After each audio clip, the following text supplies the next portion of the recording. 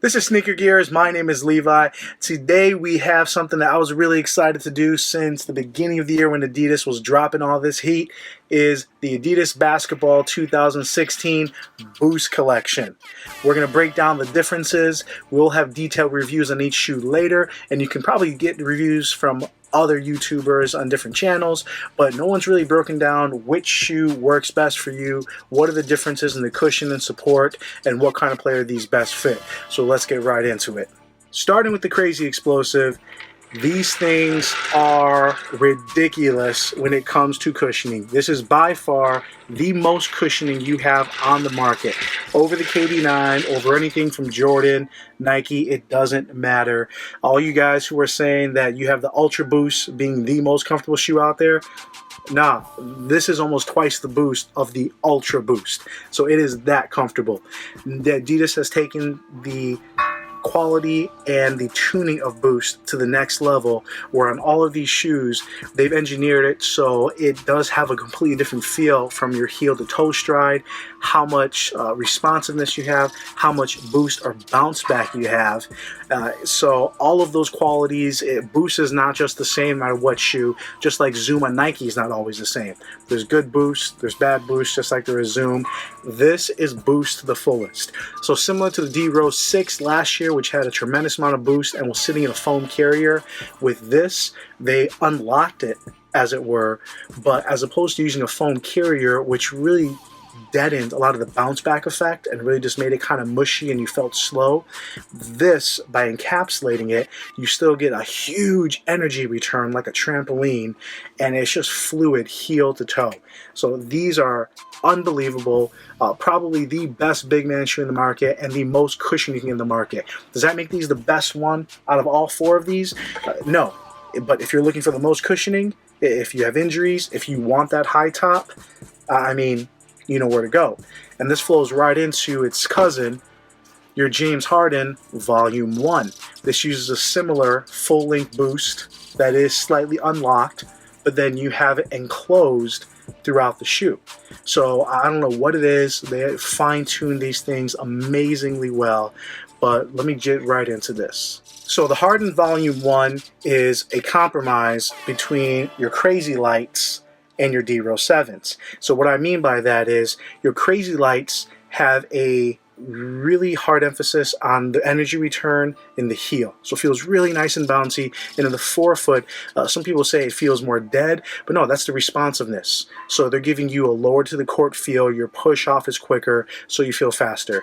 On the Rose7, they almost flip the boost. So in the forefoot, you feel all that bounciness, which I love. It almost feels like the 31 Unlock Zoom. And the heel, you have a slightly more dead. So it's not a dead Zoom boost, but it's not nearly as responsive as the forefoot. On the Volume 1, the Harden, they put both of those. So you have a heel boost, which is really nice, and a forefoot boost, which is really nice, and you can really tell the difference. So it's not as fluid necessarily as the Crazy Explosive, but because it's full length, it's fine. The transition is still beautiful, but you still feel like you have that nice push off in the forefoot, nice bounce back on the heel, perfect compromise. That prime knit upper on this with that burrito wrap. This might be my favorite shoe, and I'll get a detailed review later, but this is the low top.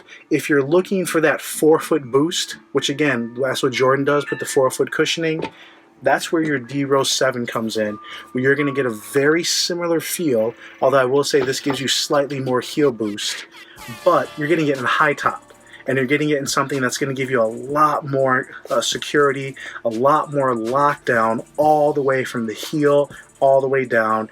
So if you're looking for more of that security as a big man, but you don't need all that cushion from the Crazy Explosive, this is going to give you a really nice compromise. With a lot of the in-betweeners out there, you got little guys trying to bang down low, and you got the big guys stepping out for the threes. Today's a game where you got to be you. So you have something for everybody. And honestly, the first player that came to the game was your Crazylights. And these guys, honestly, I would put last. Just because of my style of play, I do want more boost or more cushioning in the forefoot. But if you look at the Crazylight 2014s, If you look at the Crazylight 2015s, the Crazylight 2016 is actually a really good evolution of that, where you have really nice heel cushion and you have a more responsive forefoot.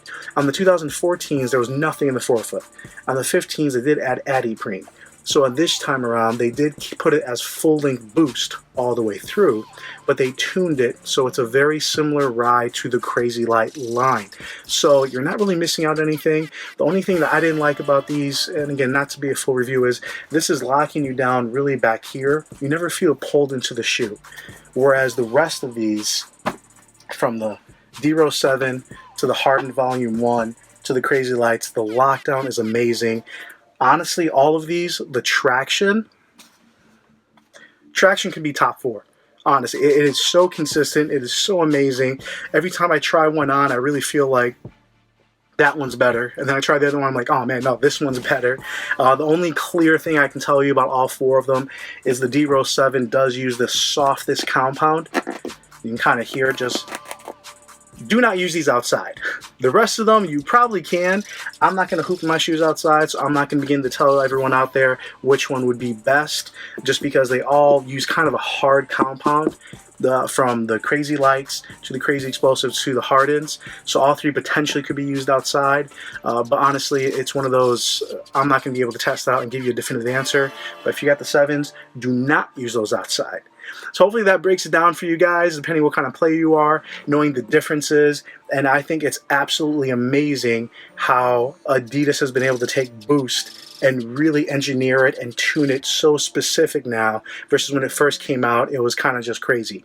So if that helps you guys, give this video a thumbs up, share it. Feel free to post questions in the comments. I will be answering down below. This is Levi with Sneaker Gears. Really appreciate you guys. Hit that subscribe button, and we'll be coming at you later.